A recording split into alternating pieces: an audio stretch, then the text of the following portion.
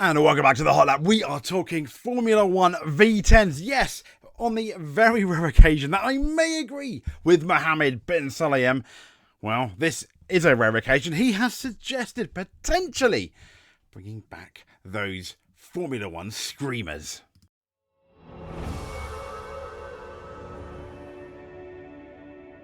I know, gone was the day when I thought that I would be agreeing with the FIA / Mohammed bin Sulayem, especially after I had a wry smile when they got booed at the F1 75 event. But anyway, here's the story. Sulayem saying F1 should consider return to V10 on e-fuels. Isn't that exactly what we were saying about half a year ago? Well, before Christmas, not quite half a year. But there we go. So the FIA boss has named what is an unlikely option for the future in relation to Formula One engines. He thinks that Formula One should at least consider a switch back to the V10s in the future, running on sustainable fuel. Now, before we explore the rest of the article, why is that? Well, when you look at Rally, they've got rid of the hybrids, sustainable fuel. When you look at BTCC, they've got rid of the hybrids, sustainable fuel. Do you see a pattern? They're kind of like potentially ahead of the curve when compared to Formula One. So F1 is switching to a fully synthetic fuel from next year as part of its change in its engine formula, and that's going to feature a 50-50 split between output from a V6 internal combustion engine and a more powerful MG UK electric motor, increasing the reliance on electrical energy. Yeah, sounds all good really, but they were the big batteries. Where they go when they're finished. Anyway, I digress. So that move aimed at drawing more manufacturers into the series, and we just have Audi and Cadillac. They're also planning on developing one of these very expensive in-house units from 2028 for its outfit that joins as an 11th expansion team next year. Whoop-de-doo, quite exciting. But after F1's latest hybrid rules were finalised, Honda also interestingly made a U-turn on its early decision to leave that series. Although F1 is set to lose Renault, sadly, as a works manufacturer, but that's 110% down to Renault rather than anything else. So Alpine are going to be owned by Renault, but running a different engine. Huh. Yeah, works team. But we've now committed to less polluting the less polluting synthetic fuels as part of its goals to reach zero carbon footprint by 2030. Some would like to see a return of these F1 screamers, and that someone is also Mohammed bin Sulayem. He's now suggested going back to V10 on sustainable fuels is something that should at least be looked at when the governing bodies and its stakeholders define the future engine formula. Yeah, a future. I mean, this is ridiculous. They keep defining new rules before the new rules are even in place. So they're thinking about the new rules. It's very confusing, isn't it? But this week's F1 launch in London triggered a lot of positive discussion on the future of the sport. The governing body's president wrote on social media. Did he hear the boos? It's just a bit convenient, isn't it? A fan favourite rule. Anyway, while we look, he said, forward to the introduction of the 2026 regulations on chassis and power unit, we must also lead the way on future technology and motorsport trends, which they are not, in my opinion. But now in relation to the V10s, why? Oh, why? If you didn't watch the other videos, do we like V10s in this series? Yes, I'm just about a millennial, and I love my V10s, and here's why.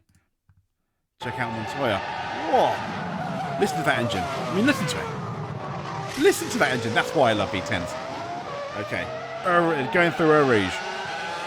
Oh, this is Webber, not Montoya. What am I talking about? Sorry. Mark Webber.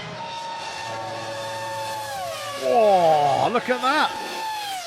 How amazing does that sound? Mark Webber, V10s, that's why I love V10s. They are absolutely amazing. They scream. I love them. Let's listen to a V8, shall we? This is the Ferrari V8 of last year. Yeah. It kind of sounds rather pathetic, doesn't it? This? Or this? I mean, you can hear them both. I mean, look at... Or this. Or this. I've made my case. So yeah, we should consider a range of directions, including the roaring sound of the V10 running on sustainable fuel. Whichever direction is chosen, we must support the teams and manufacturers in ensuring cost control. And let's be fair, the V10 engines are going to be a lot cheaper to run. They could also make the cars a lot smaller. And I say that's really significant because look at, I mean, check this out. This is F1 size comparison throughout the years. So, I mean, here we've got like 1950 to 1960, 1970, yeah, and then 1980. They're starting to get big. 1990, 2000 is peak F1 beauty, as far as I'm concerned. Peak F1 beauty from the 1990s to the 2000s. Brilliant. Then 2010 came, yeah, they're a little bit bigger. And then you have these absolute tanks from 2020. Blah.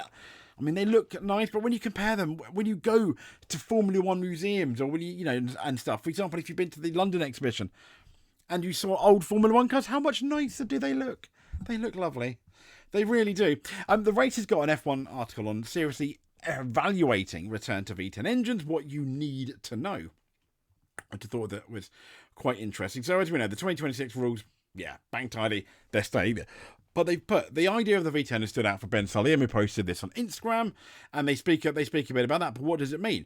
Well, a V10 return, they say, would in theory be a step back in technology and away from the electrical hybrid element that has been so important for car manufacturers, but no one else seemingly, because no one's buying these fully electric vehicles at the very least. Hybrid a bit better, but that's kind of like because they're being force-fed down many people's throats.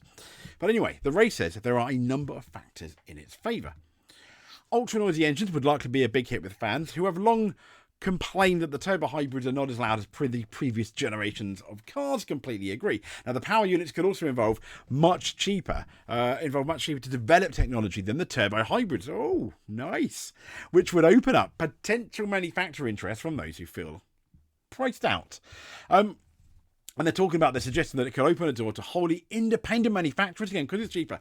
Welcome back, Cosworth.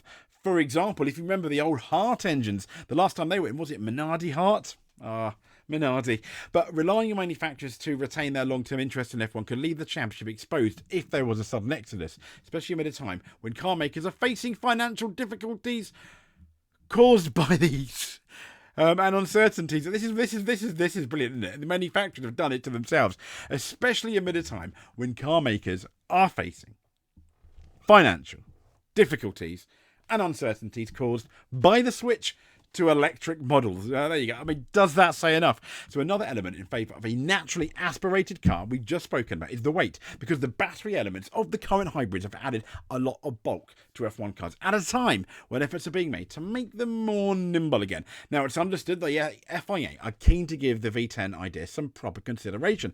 Thank goodness. Thank goodness. And it's likely to involve some sort of form of research or working group being set up to discuss the idea. Just do it. The FA thoughts of V10s being a potential right fit comes after, obviously, Stefano Domenicali said last year that there would be strong arguments to move away from hybrids. There are, absolutely. And asked by this writer where he saw F1's future engine rules going on, he said, I don't think that hydrogen itself will be a medium-term solution for F1 for many, many reasons, including technology, cost and safety. I think potentially that could be the future, but it's the safety and the cost, just like the electrical stuff. But, hey, I mean, I think, what is it, Mercedes-Benz HQ in Germany, they've had hydrogen engines there for years, I think. So, but I do believe that the right way to develop the weight reduction would be either to stay with this kind of concept with moves to reduce the weight, or if sustainable fuel is doing the right job, to be zero emission and we are taking the point of sustainability in the right way, maybe we don't need any more to be any more complicated or expensive in terms of engine development. So we may think to go back to engines that are much lighter and maybe with good sound. There's Nigel Mansell. Isn't that a lovely looking Formula One car? Now, Vettel has also wowed fans in recent years by demonstrating a host of F1 machinery running with V10 engines powered entirely by sustainable fuels, such as the 1992. And that's obviously Vettel, but it's Mansell's car, Red 5. Sorry. I love the cars, he said. I love the sensation for the V10. For the history going forwards, I don't know. That's a separate another discussion to have. What is the better way, he said. But moving on, what is cheaper way as well? Because these hybrid engines are costly. Just ask BTCC and WRC. Their development cost a fortune up to this point. So let's end, shall we? Let's end on that beautiful looking car. Let's be staring at that while I say, if you are not subscribed, please do. That'd be a massive favour to myself. If you are already subscribed, hit that like button. if you want to help. But simply just by clicking on this, it's more than amazing in my, for me. It's absolutely fantastic. Anyway, on that note, I just want to say thank you very much. Speak to you soon. But above all else, stay safe.